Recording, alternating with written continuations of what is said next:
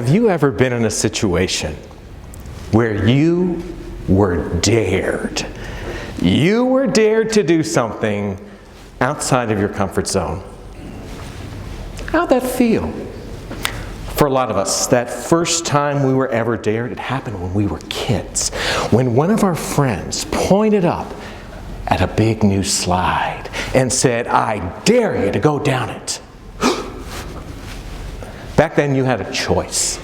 You could accept the dare. Oh yeah, get out of your comfort zone. Or you could say, I am not doing that. In today's world, it may feel like you have no choice. You have to accept the dare and you have to move forward. How can we perform at a high level in this kind of environment? Hi, I'm Ken.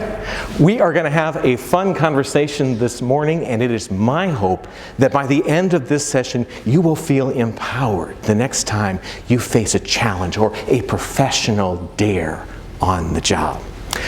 First, I would like to take a moment to thank you.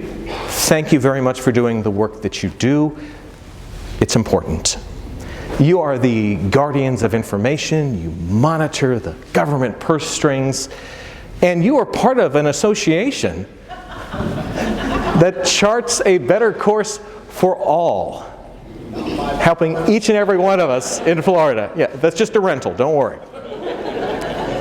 And I have to admit, it is not easy to write comptroller in the sand. Well, those words may be wiped away. Your positions have permanence. And as I was researching all of your websites, I kept saying a phrase again and again. That phrase is, I didn't know they did that. Thank you for being the ones who do that. I'm going to need your help. In about 30 or so minutes, I'm going to have to leave the stage for about 30 seconds. And I don't want to lose the energy in the room. So I'm going to need your help with some musical accompaniment. Yeah, you're going to be helping me. We're going to all be in the band today. I'm going to tell you what we're going to do in about 30 minutes. First, I want you to imagine we're roughly dividing the room in half. So on this side, you're side 1. On this side, you're side 2. Not sure what side you're on? You can just decide on your own. It does not matter. We're going to do an exercise. I'm going to put this in my pocket, make sure I remember to get it later. Okay, it's going to be a 2-part exercise. Pretty simple. Kind of has a nice beat. Side 1, we're going to do your part right now. Simply 2 claps like this. Let's practice it together. I'll count you down. 3, 2, 1. Oh! I heard that side 1 was pretty good. Side 2, we are raising the bar just a little bit, okay? And side 1, you're pretty good. 3 claps, so it'll be bop, bop, bop. Okay, let's do it together. 3, 2, 1. Whoa, I don't know, side 1. Side 2 is pretty good. Let's put it all together and then just keep repeating it. So it'll be like bop, bop, bop, bop, bop. 3, 2, 1.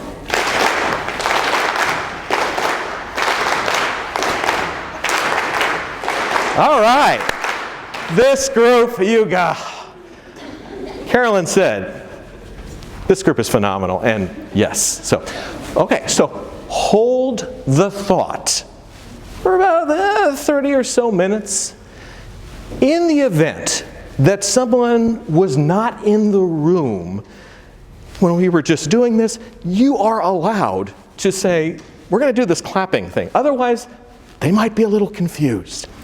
A little bit about my background. It is slightly unusual. I spent over 10 years in broadcast news. I was the news anchor. I was the reporter. At one station, they said, Ken, we want you on the air more. Why don't we have you do some weather? To which I said, I really don't know much about weather, but okay.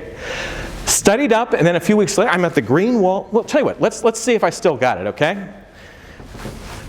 Over the next 24 hours, the jet stream is going to dip down into our region. That cooler flow of air could create a chance of a shower or thunderstorm later on today, so you might want to bring that umbrella with you to work or school. Huh? Still got it. All right. What I learned a lot from working in news, it's all about adjusting to challenges, because there were always challenges. You never had enough time. The equipment might break. Success was often about navigating challenges. Then I became involved in the nonprofit world, was involved with hurricane relief after several storms. We are not going to talk much about hurricanes today because this is a Florida audience and we just had a hurricane another time. I do want to say that everyone who, even if you just had a sleepless night due to those hurricanes, my heart goes out to you.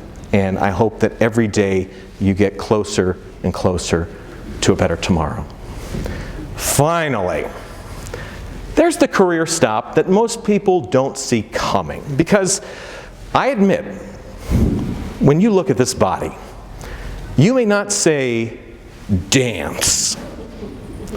However, I was the executive director of a professional ballet company. Now, understand, I was not teaching anyone how to dance. I was not dancing myself.